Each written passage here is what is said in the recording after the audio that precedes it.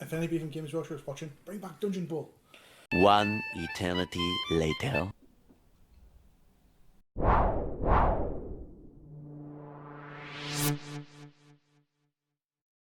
Hi, welcome to the Average Tabletop Gamers. My name's Lee, and in this episode we're going to be unboxing Dungeonbowl. This is something I didn't think was going to happen, and it just caught me by surprise on the website. If you don't know what Dungeonbowl is, it's an expansion, or rather an alternative version of Blood Bowl. It's the second, to my knowledge, reprint of the original game from the late 80s, early 90s, and I had to buy this when I got it. So let's see what we've got. So as you can see on the box, it's the typical sort of game of American football in a fantasy world, and we've got ogres, dwarves, nobblers, by the looks of it, Skaven, and dark elves. I'll show a bit of the back of the box art and the box pictures. As you can see, we've got it there. It says it's got double-sided tiles, and as you can probably work out, the game itself isn't played on a traditional Blood Bowl pitch. It's played on tiles, rather like a dungeon-style tile game. And yeah, we've got the usual. We've got the pictures of the actual teams on the side of the boxes. We'll probably use some box art later on. And I've got all the teams there. Right, let's have a look at the good stuff. So those that play Blood Bowl will recognise this sprue immediately. It's your template sprue. We've got your throw-in, the throw-in randomizer, the direction for a bouncing ball, and of course these two slot together to make your passing template. So nothing new there. I don't know how they're going to work in this version of the game. So here we are, it's a close-up of the actual templates. Nothing special here. Well, not it special, it's a lovely bit of kit, but it's something that you'll all have seen before if you own Blood Bowl Season 1 or Season 2. So you'll be quite used to that by now. So here is the Dwarven Team. Again, many will have seen this from Blood Bowl Season 1 and 2. It looks like we've got the beard for the Troll Slayer, or whatever they're called now, the Fire Slayers or something like that. Got the traditional Blood Bowl coin. Got the Bugman's turn counter, and yeah, it's something we've seen in the time. Again, lovely colour orange. Here's the second sprue, and this one, I'll try and keep it nice and still, is the ogre and the nobbler team. So I'm guessing that these guys are allowed to be allies when we play the game. I think it's to do with how Blood Bowl works, rather than being a single race team like the orcs or the dwarves or something like that. Now we move on to the Skaven Sprue. Again, anybody who's played Skaven before, I think Tabletop Sven plays Skaven, so he's probably got these somewhere, if not already as a team, in a lovely purple. And this is the second sprue. Now, I actually own this, and this is why I realised what it was. Because I'm currently painting up, or rather I've got in a box ready to build, the Dark Elf team, the Nagaroth Nightmares. So I might actually expand on this sprue later on, depending on how the game system works. But there's the second, or rather the fourth sprue, the second of the purples. Okay, now we've got rid of the initial plastics. We come to something which has become a bit of a trademark for Games Workshop, and that is the lovely protection art. This one is, it's a Dungeonbowl one, so they've made a new one for this. On the back, obviously, it's advertising Dungeonbowl as we would expect, and the Death Zone books and all the other teams and things, that the Elven Union and such. So we'll place that over there, and now we get to the other stuff. So this box set hasn't even been opened yet. We have got the official rules. So, and encased within that is the instructions for building the team, and of course the equipment which we saw. So, hardback book, none of your little flimsy sort of book there. They've really gone to town on this. Unsure if they're actually going to release this as an individual book. Okay, I've just wrestled with the cellophane and we'll open the books up. We have the hardback book, which we will look at in a second. Just put that there for the moment. We've got cheat sheets. Nice. Actually, these ones are Not as thick as the ones you got with Blood Bowl, but they're a bit more of a different kind of cardboard, like a laminated cardboard, like a matte finish. Very nice, like that. It's like a little booklet for 2 players, so very useful. And as we said, we've got our destructions with all our parts to build the teams. So our hybrid 4 teams. I think before we open the book, we should kind of go into what Dungeonbowl is by comparison to Blood Bowl. Blood Bowl is a game of fantasy American football based in the Warhammer world, or the old world of Warhammer. And it's very much, for the most part, you have teams of dwarves or orcs. You may be able to see just behind me, we've got a couple of teams sitting from Blood Bowl there, humans and orcs. So the teams in Blood Bowl are typically based around a city or a place, so like Nagaroth, Middenheim, Mordheim, and so on and so forth, and they tend to be reflective of that town. So you've got the Elfheim Eagles, I think is one of the really old teams. Nagaroth, because Nagaroth is predominantly for Dark Elves, it's going to be Drow. So this is different. This is kind of taking the concept of the American College Bowl, and they've taken it obviously quite literally with the colleges of magic. As many seasoned Warhammer players will know from the old world, there's 8 colleges of magic, and they all have different names: metal, fire, and so on and so forth. And I think that's what they've done in a literal sense. They've decided to say, well, let's do college football. But college football in the Warhammer world isn't played on a pitch like Blood Bowl, it's played in a dungeon, and it's a different game setup. So that's a little bit of the background and the differences between the two.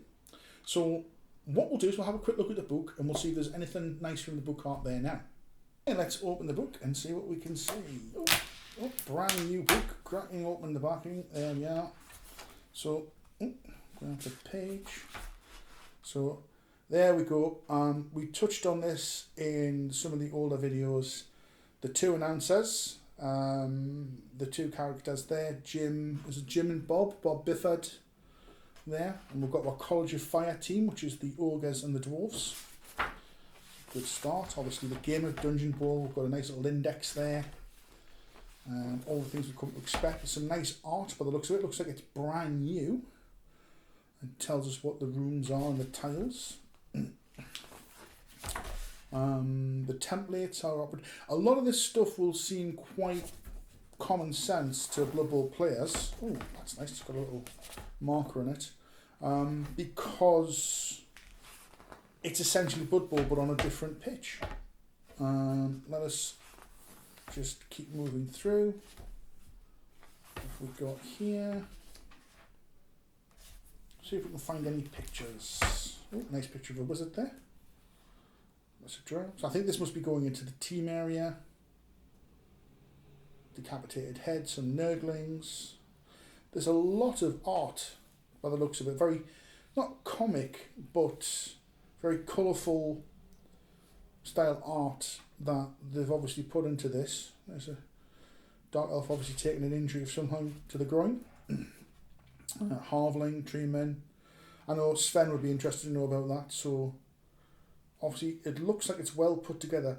Less photographs, more artwork, which as a comic book fan, I think it's much better, to be quite honest. I think it's nice to see pictures of miniatures when they're painted, but it looks like there's been some effort put into this. Right, what other goodies are in the box? Well, we've got a bit of card here as a protector, so we're going to just lift that out like that. Quite a bit of nice little protection of our equipment. And now, we've got our obligatory bases for all our team members. We all know what those are. We've got the dice. They're lovely dice, actually. They've got the 6-sided dice that you normally expect. I'll show you that on the camera in a minute. We've got the tackle dice, which any Blood Bowl player will recognise from the last 2 seasons. What the result is. The 8-sided dice for directions. So it's all the same. It looks nice, and nice transparent orange and purple dice. Let's have a little look at them close up. Okay, here's the dice a little bit closer up.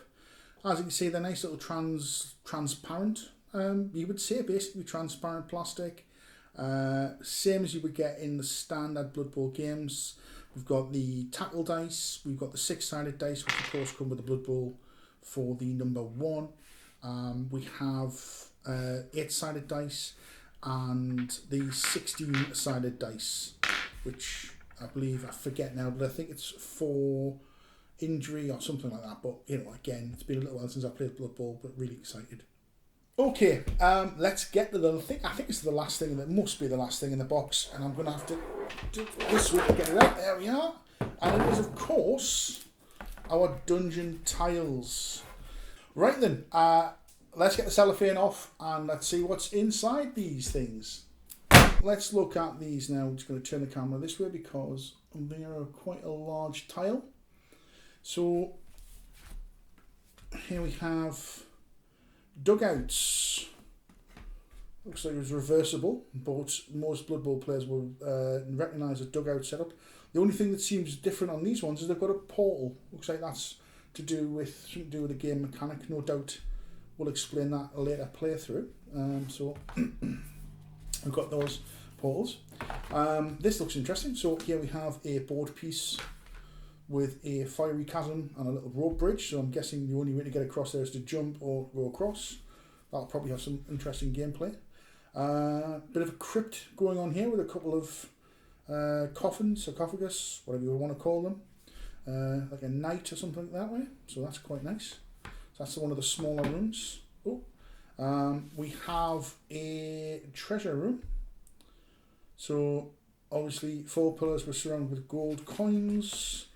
On the other side it seems to be some hulking statue. Very chaos in appearance, with 4 cauldrons on, so that looks really good. And now we come to the multi-part. Now these looks like the components that make up different games. So this is a room in its own right. And from what I work out, these are the doors, so you would basically place these between 2 tiles to make an area that you know that's where you can pass through. If I just pan back here, this looks vaguely like a touchdown area because it's got some sort of painted on squares. So that might be this game's version of a touchdown zone. And that might be the case because if we look on its corresponding side, we can see it has yet again 8 tiles with what look to be little chevrons, checkerboard pattern on them to indicate some sort of area of a touchdown zone. The backside of the T-junction and the other room that looks like a bit of a jail cell. So that's the first of the big boards. So this section here is an L section to play through. A nice long corridor in this piece here. More doors. Another corridor. And that's got to be some sort of treasure room. So the treasure room's there. Opposite, we have what looks like a kitchen or a Harvland banquet because it just seems to have loads of food on a table. Little small tables and more corridors. So we have another touchdown zone, T-junction, the other side of the T-junction. We have a chaos pointed star symbol of some sort on this tile and the backs of the doors. And finally, we have this side which has got this other touchdown zone, very nice looking one. A weapons room, some doors, and the other side of the T-junction. Alright then, so here we have our pile of goodies from Dungeonbowl. It's priced at £95 on the Games Workshop website, but obviously check your local friendly neighbourhood gaming stores and other sort of outlets. Like most of the box games, there's a good chance this is going to be a limited edition or a limited run, so it might get readapted or it might just become a rule book. So if you really want to get it, maybe try and snap one up as sooner rather than later. What we're going to do, like we did with the first season of Blood Bowl, and possibly we may even do a second season version, because I know we have that as well, is we'll probably have a playthrough with a scoreboard like we did, as you can remember. Average Tabletop Sven and Average Tabletop Ian played and had the scoring as well. So we'll get these guys painted up, put together, and we'll see if we can get them on the Average Tabletop Facebook group and the channel. Don't forget to check out our socials with Instagram, Facebook and Twitter. We have the Average Tabletop support group where we often put a lot of our content. Feel free to put some of yours, have a hangout, discuss things with other gamers. So remember to give us a like, share and subscribe, and hit that notify button so you get told about all the new films, the videos we put out, and all the new projects that we do. I've been Average Tabletop Lee. This has been the Average Tabletop unboxing of Dungeonbowl, and I hope you all have happy gaming, and we'll catch you on down the line.